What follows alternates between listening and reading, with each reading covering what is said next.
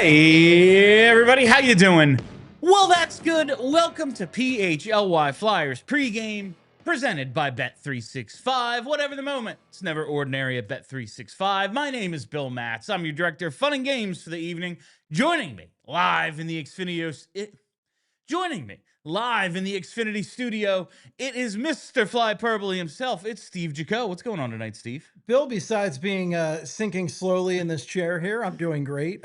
We have one sinking chair, and it apparently never makes its way out of this studio. I feel like Bryn has gotten rid of it, Julie has gotten rid of it, and it comes back like Jason. We are now on Friday the 13th, part 12, and the chair continues to return. It's appropriate. It's spooky season right now. I mean, that's what's going on. But yeah, I came in and the mic was like here at first, and I'm sitting down here and I'm like, what's going on? Am I shrinking? I don't understand, but I'm doing good. I'm very excited for some Monday night hockey. I got so used last year to the Tuesday, Thursday. I need the Tuesday, Thursday back. It's really throwing me off that they've played 2 Monday night games so far. 2 Monday night games in a row. I got football to watch, people. What are you doing to me? But it's okay because the Eagles won yesterday. Go Birds. But I'm excited for this game. I mean, this team it's weird.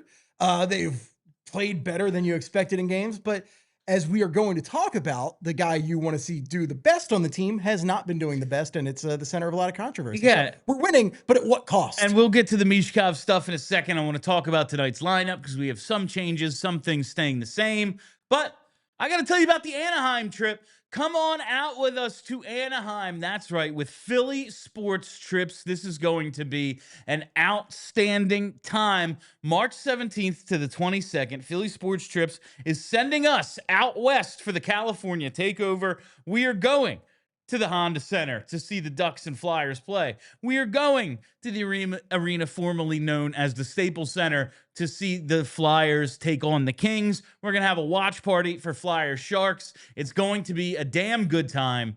And if that wasn't enough, John LeClair is going to be there. Flyers legend John LeClair will be on this trip with us. Go to allphly.com right now and get your deposit down. After that, I think you can make 3 payments so you can split it up over a few months. And then bang, you're going to California in March. Plenty of time on this trip to hit the beach, hit Disney, whatever it is you want to do. allphly.com/events. All right, let's take a look at tonight's lineup. And we got word directly from the Flyers Twitter a few hours ago that it would be Luchenko and Grebenkin returning to the lineup, Abels and Delorier out. Delorier got his fight with Marcus Foligno, and now he returns to the press box. And Rodrigo Abels, despite, I think, maybe having the best camp of everybody in competition at forward, kind of remains the 13th guy. It seems like, just based on the way they've split it up, he's 13, Delorier's 14 in my mind.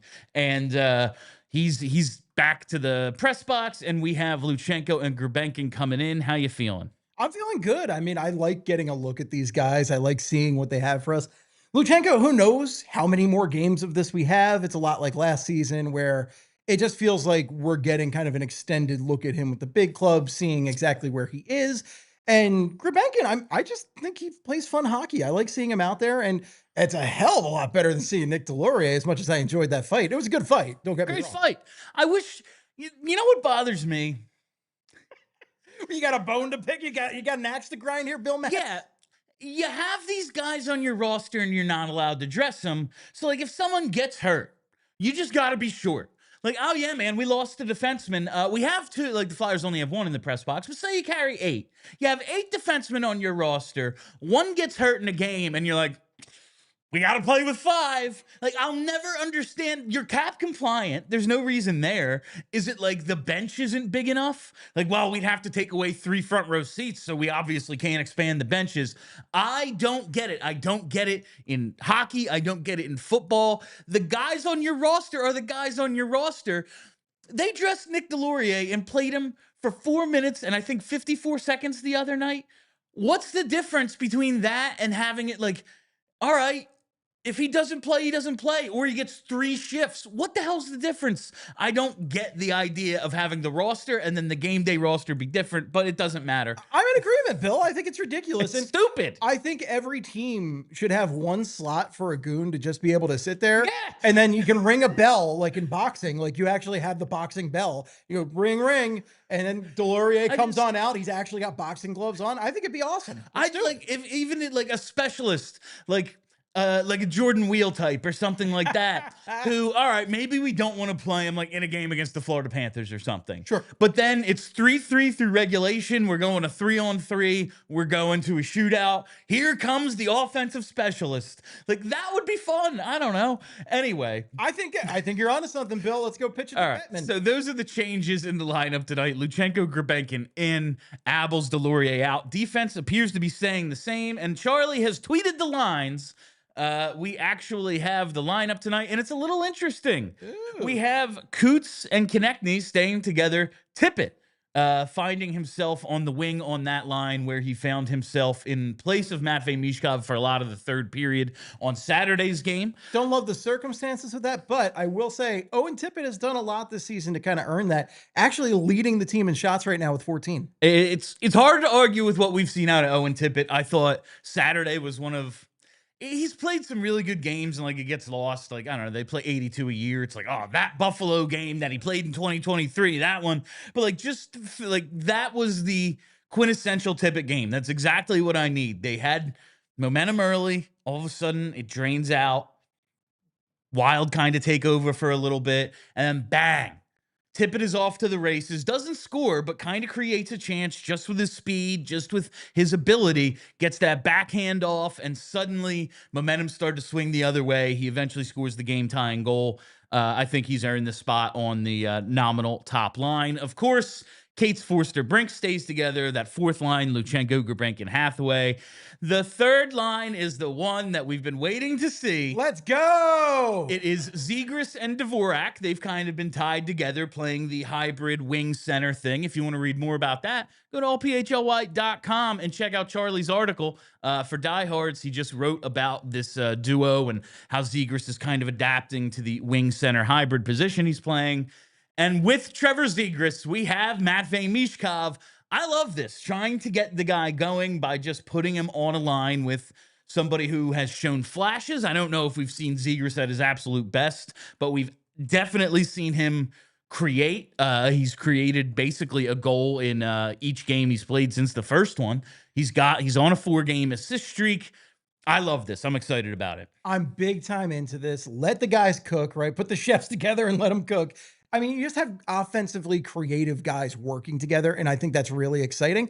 And then you have Dvorak as kind of the adult in the room. He's taking the kids over to the field trip over here, and he's just making sure they don't get lost in the museum. So yes, that's he really has what to it be the is. adult, and I think that's cool. I think that's great because he can just be defensively responsible, and hopefully that creates some room to make these. I want to see some magic, and I think this is an opponent that I know Seattle's had a pretty good start, but they're not a great team. They played legitimately great teams for the first 2 weeks. So this is a team a little bit more their level, and I'm really hoping that we could see some fireworks tonight. And I think Dvorak and Zegras kind of starting to find something together as a duo, having complementary styles. It's Zegras who gets the primary assist on the Tippett goal the other night. But I think the entire play really starts with Zegras on a back check. He is the first forward back, so he's basically the center. He has a stick lift from behind, turns the puck back up ice, and that's where Dvorak creates the turnover right around the offensive blue line, gets it back to Z, and Z finds Owen Tippett. Owen Tippett scores the goal. Like, I just thought that it was a really well-executed play. We're starting to see those two mesh, and now we give them Matvei Michkov, who needs to get going a little bit, and I'm happy. On the defensive side, staying the same, which is a little surprising just because we had Zamula come into the lineup for Adam Yinning, and then like it kind of all went together. Okay, let's get Delorier in. Let's get Abels in. Let's not let all of them just kind of waste away in the press box forever. It made sense to me. Like, it's early in the season. Get guys in. It's what you do, especially at the bottom of your roster. It's a lot of carbs eating all those Flyer-shaped pretzels You up there. just you sit up there like there's no reason not to get these guys into the lineup every now and then, but you have the other guys come out, but Zamula stays in. Maybe a steadying game. It's not like he stood out or anything. It's Yegor Zamula. He's probably not going to. But the bottom pair, we have York Sanheim, Sealer Drysdale, and Zamula Julesen stayed together. Yeah, I got nothing on this one. This is like, It is that what it sure is. is a defense right there. They're going to play 10 to 12 minutes. The top four are going to play 18 to 29, apparently. Correct. And this is what's going to happen. That's what this defense is at this point in time. Maybe it changes as somebody earns the coach's trust or Jennings comes back in, because they did play him 20 minutes in the game prior to him leaving the lineup. Maybe Andre comes up and we see something there. But for now, it looks like we have a very clear-cut top four. Other guys who spell them, and that's basically what they're going with. That's a classic Flyers tale right there. I mean, think back to the 2010 team, which is what I always think about for a loaded top four. And this isn't a loaded top four. This is a cromulent top four. This is and just cromulent, perfectly cromulent. Perfectly cromulent. And then that bottom two is like, that's sure. Those are NHL defensemen. And these are more NHL defensemen, though, than the NHL or the 2010 team had. Oh, yeah. If the 2010 team had Yegor Zamula, maybe not the Zamula we saw in camp or the first game of the season, but like General Zamula, they probably win in 5. Like, just maybe not, but just you know, like somebody to spell like Chris Pronger, who's just like, oh, I'm dying. Yeah, I played 45 minutes tonight. Perhaps at age 35, that's not the best strategy. All right, we are going to talk about Dan Vladar potentially taking over this #1 goalie role in just a second, but let's take our first commercial break.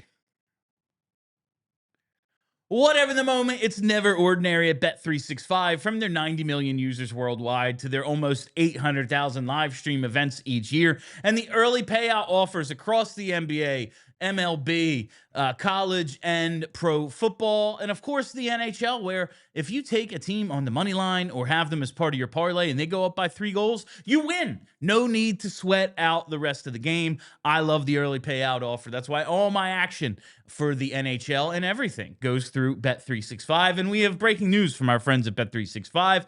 New customers now get $200 in bonus bets when you bet just $5, win or lose. All you got to do is sign up, use the code PHLY365, deposit $10, place a bet for 5, and get $200 in bonus bets. Sign up, use the code PHLY365, deposit $10, and place a bet for 5 to get $200 in bonus bets, whether your initial bet wins or loses. Bonus bets can be used on the spread, totals, player props, futures, and more. Whatever the moment, it's never ordinary at Bet365. Must be 21 or older and physically located in PA. If you or someone who has a gambling problem and wants help, call 1-800-GAMBLER. And while we're here, I got to tell you about Crooked Tea. That's right, BG's Crooked Tea, because y'all remember when BG strip sacked the GOAT for the first Philly Super Bowl ever? Well, now BG is bringing his Crooked Tea strip sack pack so we can savor the flavor all over again. What is the strip sack pack? Well, it's big, it's heavy, and it's juicy. It's the kind of pack you want to show off. And you already know Crooked Tea, 0 sugar, all flavor. And the strip sack pack is stuffed with 24 cans and collectible trading cards. So every single pack is packing heat from the fridge to the tailgate. This is one sack you're going to be proud to display. So grab yours today at a store near you or go on GoPuff. And for our guy BG, we got to shout out some of the places already showing love for Crooked Tea. Sport and Social Allentown, Garage Fishtown, City Tap in Logan Square, Wicked Wolf on Chestnut. Go check them out for game day or for a night out and tell them PHLY Sports sent you. Well, here we are, Steve, after 5 games. The 2 goaltender alternating starts has come to an end. Dan Vladar gets the first consecutive starts of the season for the Flyers netminders, and he certainly earned it. 2-1-0, 165 goals against, 934 save percentage.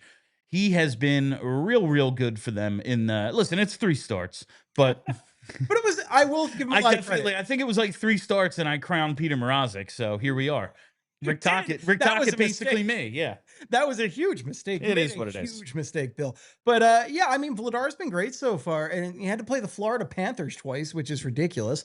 And Yeah, I'm really impressed. I just feel like he's been very just a steady Eddie in there. He's been a calming presence after so much chaos for the past couple years. It is, and you see with the sort of defense that this team wants to play. Now, they've got back-to-back games giving up fewer than 20 shots, but it's not the yeah, we got 5 other goalies on the ice, everyone blocking shots sort of defense. They're letting a lot of the outside shots through. They are trying to clear the front, just let the goalie see it a little bit better.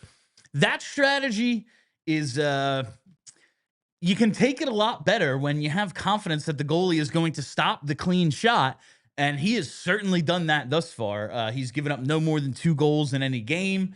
And man, he's earned the coach's confidence early. Yeah, he's definitely earned the coach's confidence. And tonight, he's actually got a team that he has a good deal of experience with, as opposed to a lot of these East teams, because he played for Calgary previously. Yeah. And he's apparently against Seattle. I was looking this up on Hockey Reference on the splits earlier. 8 games played. I believe it's at 6-1-1, 905 save percentage, 258 GAA. So I'm hoping for good things from him tonight. And I saw Seattle is down Jared McCann tonight. Oh, that's helpful. That's really helpful. He leads them in goals with 3. So could be a good night for old Danny over there. Seattle has not lost in regulation yet. So they've been playing well. I don't know if they're necessarily a good team, but they are one of the teams out west that we don't get to see very often. They've had an up and down short tenure in the league where, all right, yeah, they're getting crazy PDO numbers. They're winning a series against Colorado. I never really know what to make of Seattle. So you look at them like, oh, they're not very good. And you go, well, I guess they are. I guess they're okay. I never really know what to make of them, but thus far, they haven't lost in regulation. So we'll see if the Flyers can give them that first regulation loss tonight. They have not lost in regulation. I was looking at their stats earlier. So Vince Dunn is leading the way right now with 5 points, a defenseman, a little surprising there. But then they have 7 guys tied with 4 points apiece. So it's just spreading it around. Right. It seems like they're a balanced team. So I guess you have to worry about a little bit of balance, where the Flyers are still figuring out what the heck this, puzzle really is. And the one thing we have going for us, really, I mean, obviously Tippett's off to a pretty good start compared to, last season, but that Cates, Forrester, Brink line just operating like they have is a huge asset for the Flyers going into this game. It absolutely is. And now with, Tippett going, and we put him with Couturier and Konechny, that leaves the Dvorak-Zegras combo to be given Matvei Michkov. And that brings us to what's going on with Matvei, the Michkov of it all, as Charlie writes in his post-game observations articles. So 5 games into the season, we have had questionable usage, I suppose, 3 times. On Saturday against the Wild, he was benched for the final 11:48 in overtime. Kate scored about halfway through overtime. So maybe he would have gotten a shift, but maybe not, because, I don't know, you'd probably want your best players out there early if you're going to get them out there. I feel like last year you saw him out very early in overtime, he was usually, if not starting. One of the first guys over the boards. They did the thing a lot last year where, okay, Coots, go out there, take the face off. All right, we're going to go with Mish and TK on the ice together in overtime, stuff like that. Saturday against the Panthers, he sat the final 7:43 last week and didn't get a shift in overtime against the Canes in the second game of the season. The Canes won it with 17 seconds left, so that kind of answered the question. Oh, well, maybe it ended early and he wouldn't. No. He didn't get out there through basically the full 5 minutes of OT. He's got 1 goal and no assists through 5 games, 7 shots, 11 attempts, and this is the part. And Petey and I talked about it. He went back and watched a lot of the shifts, like the few shifts leading up to the benching where, I think on the goal that they gave up, he's at the red line. He's doing a lot of the cherry picking that may have been a little more encouraged last year. And it seems as if, it was encouraged until it didn't work. And then Tortorella would get mad about it not working, so he'd sit him. But this year, Tocchet wants, at least to pretend you're getting back on defense.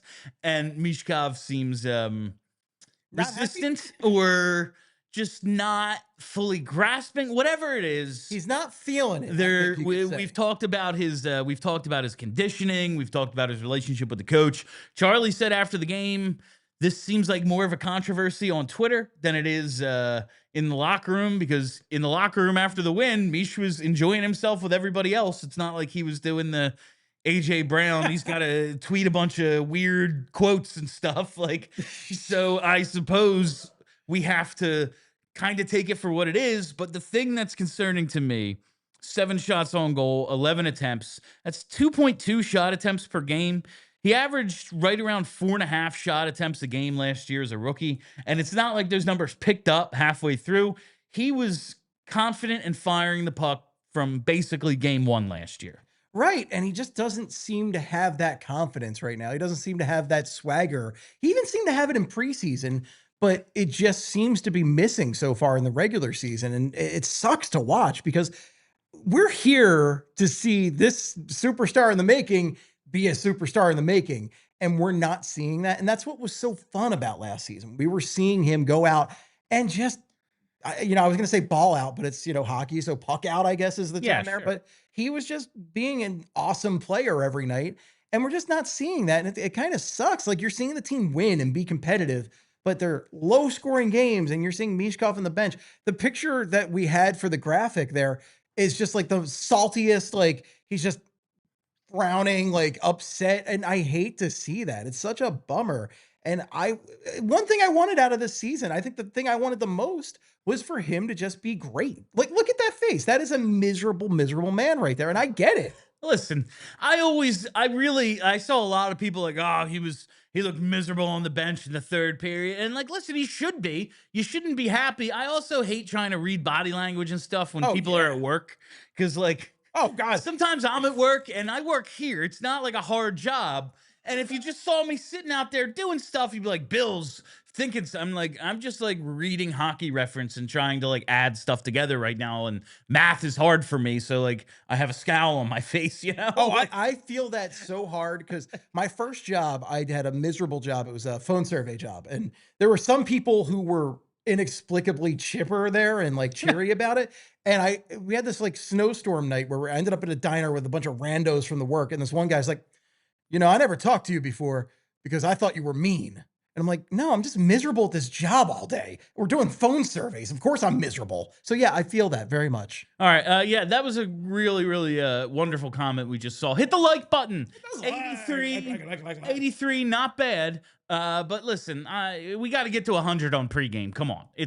Flyers are playing in like, I don't know, They're supposedly 6 minutes, but so probably closer to 15. But I'm sure there's some pregame ceremony for a guy we've never heard of. Let's get those likes going. Yeah, I want to just look at the time on ice. Yeah, he's been benched a few times, hasn't played in overtime a couple of times. He's averaging 1450. He was near 17 last year, even after a couple of, you're going to sit here with me, kid, Tortorella experiences.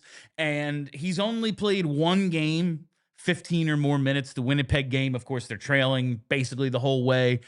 He played 1848 in that one, and that's it. He's played 1456 or fewer in every game other than that one. I'm going to choose to look at it positively for right now. The team looks pretty good, and their centerpiece of the rebuild hasn't shown up yet. That's what I'm choosing to look at now. If we're still doing this around Thanksgiving, it's going to take a reassessment of the situation. But for now, new system, new coach, sophomore season. Clearly, the conditioning is an issue. The ankle thing in the offseason, maybe that's an excuse. Maybe it's real that hurt any gains he could have made. For right now, I'm choosing to look at it like he hasn't turned 21 yet, and he had a really good rookie season, and he's played 5 freaking games. Let's like pump the brakes and not quite panic, not quite turn on the coach because he doesn't feel confident that this kid who doesn't seem to like to play on the defensive side of the red line, like, let's just wait and see how it goes for a couple more weeks. There is a concept that we've been talking about. I think it happened when we were Broad Street Hockey when we first coined this. Yeah. But, I've always dubbed it as Eagles brain. Yeah. Okay. Where people watch an 82 game hockey season, treating every game like it's a 16, 17 game football season. You can't do that for your own sanity's sake. Okay. You just have to, it's a process. It's a lot of games. And going based on what we're 5 games now, right? Like 5. Going off of a handful of games is not fair to Matvei Michkov. It's not fair to Rick Tocchet. Breathe a little bit. We will get through it. It is a big talking point because he is the star player, and we want to see him do well because when he's great, it is the most exciting thing. But let's breathe a little bit until they can learn to live with each other and adjust. And as you said, if they're not doing it by Thanksgiving, I do agree we have a problem then. But right now, it's not even Halloween, guys. Relax. Yeah, like at least till November. You know, Elliot Friedman does if you're not within 4 points of the playoffs by November 1st, you have like a 70% chance of missing the playoffs. Which is insane to me. Last year, one team wasn't within 4 points on November 1st. It was San Jose, who was losing on purpose. Like Chicago was within 4 points of the playoffs on November 1st last year. And they stink. Yes. They're terrible. Like, so it really, like, it's a small sample, but it's also like, yes, okay, we at least know who the worst teams are. Right. So we have to wait till November. Pathetic. We have to wait 10 more days at the very least. Or 11. It's October. We have to wait 11 more days at the very least before we can make any determinations. That bothers me because I like Eagles Brain. I think Eagles Brain. Well, that's why you're here. Eagles Brain fuels sports talk. If not for Eagles Brain, we wouldn't be able to talk about any team but the Eagles. But we do talk about only the Eagles. Yes. Have you listened to sports radio? Yeah, but that's the give and take. That is the give and take of doing a daily hockey show. Like, you look at the micro and the macro. Micro, I want me some Matvei Michkov. Yeah. Macro, I want it now. Like, I want it and I want it now. Macro, this probably isn't a big deal, but let's wait and see. Yeah. All right, let's get to the pregame picks segment. It's time for the bets. These are our pregame picks brought to you by our friends at Bet365. Sign up, use the code PHLY365, deposit $10, place a bet for $5 to get $300 in bonus bets. Whether your bet wins or loses, must be 21 or older and physically located in PA. If you or someone who has a gambling problem wants help, call 1-800-GAMBLER. All right, one bet tonight, Steve. Matvei Michkov over 2.5 shots on goal. I'm into couple of thoughts here. It's because it's plus 135. It's because he's playing with Trevor Zegras, who has been at least shown flashes of his playmaking self so far. He has set some guys up with some really good opportunities. And there's been a little bit of what we saw with Mish last year early in the season, where some guys didn't know what exactly to do with him. And so, wow, you got me like Owen Tippett. Like, I can't believe you got me that puck. I wasn't ready. And if that's the case, and I think it is the one guy who will be ready is Matvei Michkov. Also, since they split them up on the power play, maybe they're ready to show what they can do together at 5-on-5. I like this over 2.5 shots on goal at plus money. He needs his one game. Mish needs his one game. Maybe it's tonight. It starts by firing the puck. He led the team in shots on goal last year. I think he will be on his way again this season. Matvei Michkov over 2.5 shots on goal is our pregame pick of the game. Big time into it, Bill. I really like it. And I want to see these guys do something special tonight. It doesn't even necessarily have to be a goal, but I want to see like an exciting attempt. Yes. I just want to see some flashes of Matvei from last year. And again, we saw the stuff in preseason at times. I want to see the stuff we saw in preseason. What happened when the switch got flipped? He looked like at least the guy from last year, where he was like a scoring chance machine, getting pucks into dangerous areas. And this year he just looks not quite 100%. I don't know if it's not health-wise, just like not himself for whatever reason. Maybe tonight is the night, and in fact, I am betting on it at Bet365. And that is all the time we have for you on the PHLY Flyers pregame show presented by Bet365. Thank you all for listening. Thank you for hanging out. If you haven't already, hit that like button and follow us right here on the YouTube page. We'll be back with postgame as soon as this thing goes final. Follow us on Twitter at PHLY_Flyers. That's where I do all my in-game tweeting. And follow the podcast just for fun. Search PHLY Flyers. Listen to Flyperbole as well. Maybe do it, at intermission or something. You got nothing else to do. All right. That is it. That is it. I am Bill Matz. Do we have super chats? Okay. Fantastic. Go Flyers. I am Bill Matz. That is Steve Jaco. Thank you to Brenna. Let's go Flyers. We all silly like the mayor.